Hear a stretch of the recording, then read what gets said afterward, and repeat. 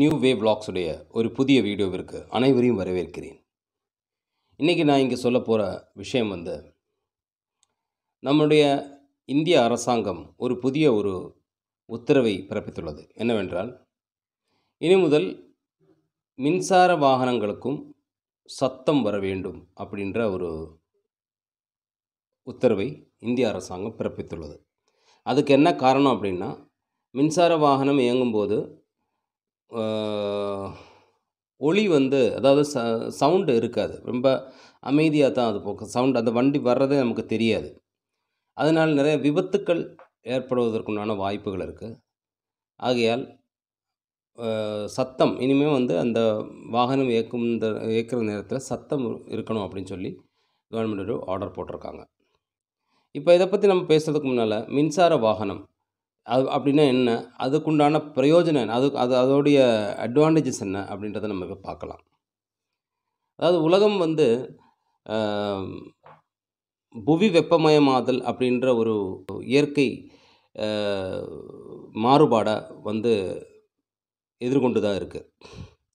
பூமி அபரிமிதமான அளவில் வெப்பமயமாகி எல்லா விதமான பருவ காலங்களும் அதோடைய சரியான ஒரு சீரான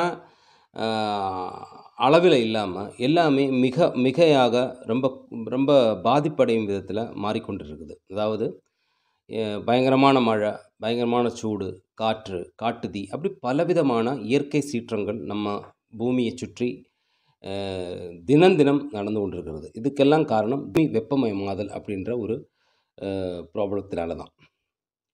அப்போ அந்த ஒரு பிரச்சனையை முடிவுக்கு கொண்டு வரணுன்றதுக்காண்டி உலக நாடுகள் என்னவெல்லாம் பண்ண முடியுமோ அத்தனை விஷயங்களும் பண்ணிக்கிட்டு இருக்காங்க. ஒவ்வொரு நாளும் பண்ணிக்கிட்டு இருக்காங்க. புவி வெப்பமயமாதலை, இயற்கை சீற்றங்களை குறைப்பதற்காக என்னவெல்லாம் பண்ண முடியுமோ அத்தனை விஷயங்களையும் உலக நாடுகள் பண்ணிக்கிட்டு இருக்காங்க.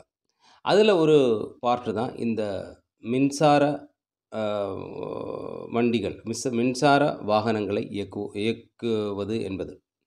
அதாவது இந்த குளோபல் வார்மிங்க்கு உண்டான பிரதான காரணம் அப்படின்றது நம்மளுடைய அட்மாஸ்பியரில் உள்ள கார்பன் டை ஆக்சைடுடைய அளவு கூடும்போது தான் இந்த பூமி வெப்பமயமாதல் அப்படின்ற ஒரு ப்ராப்ளம் மெயினாக வருது.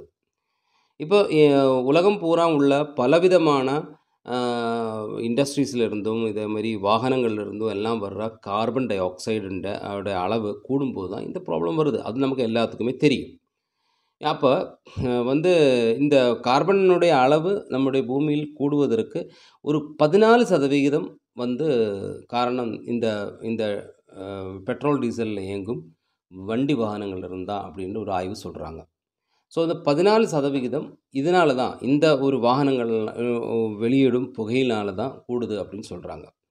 ஸோ அந்த ஒரு காரணத்தினால நம்ம மின்சார வாகனங்களுக்கு மாறிவிட்டோம் அப்படின்னா இந்த கார்பனுடைய அந்த ப்ராப்ளம் அதாவது மின் வாகனங்களுக்கு கட்டாயம் இருக்காது. வாகனங்கள் என்ன பண்ணுறாங்க அப்படின்னா, லித்தியம் அயர்ன் பேட்டரியில் சேமித்து வைக்கிற பவர், அதாவது அந்த கரண்டை இயக்க ஆற்றலாக மாற்றி அந்த வாகனத்தை முன் செலுத்துவதற்கு உண்டான டெக்னாலஜி தான் இந்த எலக்ட்ரிக் வாகனங்களில், அதாவது மின்சார வாகனங்களில் உபயோகிக்கிறாங்க. அதில் எந்த விதமான நச்சான வாயுக்களும் அதில் வெளியிடப்படாது. ரொம்ப பெர்ஃபெக்டாக கிளியராக இருக்கும். அது நம்ம இந்த இயற்கைக்கு இப்போ உள்ள சூழ்நிலைக்கு அது ரொம்ப முக்கியமாக இருக்கிறது. இன்னொன்று, பெட்ரோல் டீசலுடைய விலை ரொம்ப ஹையாக ஒவ்வொரு நாளும் இன்க்ரீஸ் ஆகி கொண்டு இருக்கும்போது அதுவும் நிறையா பேர் மின்சார வாகனங்களுக்கு மாறுவதற்கு உண்டான வாய்ப்பாக மாறிடுச்சு. இப்போ பழையது மாதிரி இல்லை. இப்போ நம்ம பார்த்தோம்னால ரோட்டில் ஏகப்பட்ட மின்சார வாகனங்கள் நம்ம பார்க்குறோம். காராக இருந்தாலும் சரி, டூ வீலராக இருந்தாலும் சரி, நிறைய மின்சாரத்தில் இயங்கக்கூடிய வாகனங்கள் இப்போ சமீப காலமாக நம்மளுடைய ரோடுகளில் நமக்கு தென்படுது. அது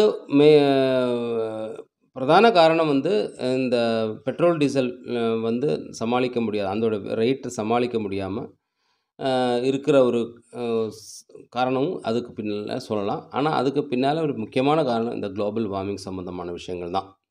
இன்னொன்னு கவர்மெண்ட் வந்து என்ன பண்றாங்க அப்படின்னா, இந்த மின்சார வாகனங்கள் வாங்குறவங்களுக்கு மானியம் வேற குடுத்துட்டுருக்காங்க. அதாவது மின்சார வாகனங்களுடைய விற்பனையை ஊக்குவிக்கும் விதமாக நிறையா மானியங்களும் கவர்மெண்ட் குடுத்துக்கிட்டு இருக்கு.